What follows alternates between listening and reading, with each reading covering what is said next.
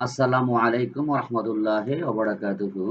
প্রিয় শিক্ষার্থীরা, আমরা আজকে চলে আসছি আরেকটা চমৎকার ভিডিও নিয়ে, যেটা এসএসসি বিশেষ করে ক্লাস 9, 10 এবং এইচএসসি এছাড়াও আরো বিভিন্ন ধরনের বিসিএস থেকে শুরু করে অ্যাডমিশন থেকে শুরু করে বিভিন্ন কম্পিটিটিভ পরীক্ষাগুলোতে আমাদের থাকে কম্প্লিটিং সেন্টেন্স, এবং আমরা এটার সাথে পরিচিত আছি। তো আমরা কিছু রুলস আজকে আলোচনা করব কম্প্লিটিং সেন্টেন্সের। তো আমরা চলে যাই ক্লাসে। আমাদের প্রথম রুলস হচ্ছে টু এবং two. Two dot dot two, অর্থাৎ এই যে ডট ডট, এর মাঝখানে আমাদের একটা অ্যাডজেক্টিভ থাকবে, অ্যাডজেক্টিভ। টু এবং টু এর মাঝখানে একটা অ্যাডজেক্টিভ থাকবে। তো এখন এটা একটা নেগেটিভ অর্থবোধক ভাব প্রকাশ করে। এত মানে এতই যে দুর্বল যে, অথবা সে এতই গরিব যে এই কাজটা করতে পারে না, এমন একটা ভাব প্রকাশ করে। তো আমরা কিছু উদাহরণ দেখি। আর এখানে একটা স্ট্রাকচার আছে, এটা ঠাডা মুখস্থ করে নিতে হবে। ওকে, স্ট্রাকচারটা সাবজেক্ট ভার্ব টু, এখানে অ্যাডজেক্টিভ অথবা অ্যাডভার্ব প্লাস টু প্লাস সংগতিপূর্ণ একটা ভার্ব। ভার্ব বলতে ভি ওয়ান প্রেজেন্ট ফর্ম দিতে হবে এখানে মাস্ট। হ্যাঁ, ভি ওয়ান। যেমন the boy is too weak, তাহলে আমরা এরপর আমরা কি দিব? যেমন the boy is too weak to work, বালকটি এতই দুর্বল যে সে কাজ করতে পারে না। এখানে নট না থাকলেও এরকম একটা ভাব প্রকাশ করবে না এর। হি ইজ টু ডিসঅনেস্ট, তাহলে he is too dishonest to speak the truth, সে এতই অসৎ যে সে সত্য কথা বলতে পারে না। তো আমরা এরকম অন্তত মিনিমাম 8 থেকে 10টা বাক্য আমরা বাসায় লিখবো।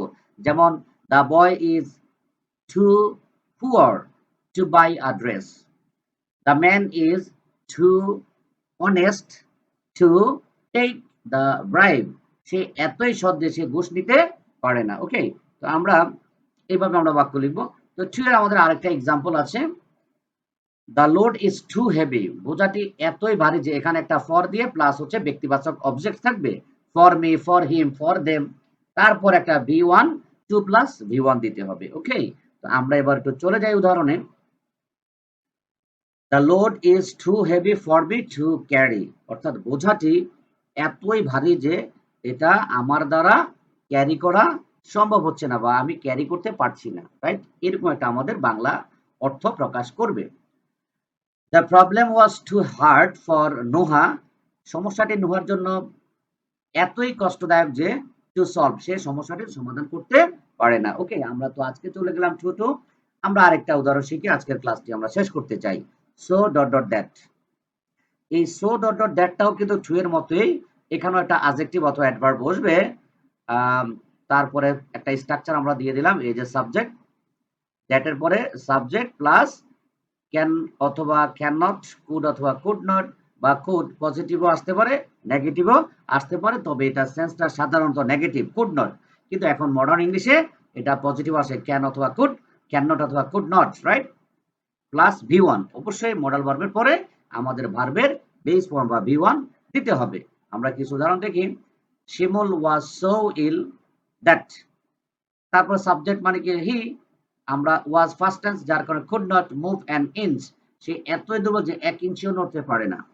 Salman is so good at English, Salman ইংলিশে এতই দক্ষ, গুড অ্যাট মানে হচ্ছে দক্ষ, যে he can speak in English with foreigners, সে বিদেশিদের সাথে ইংলিশে কথা বলতে পারে।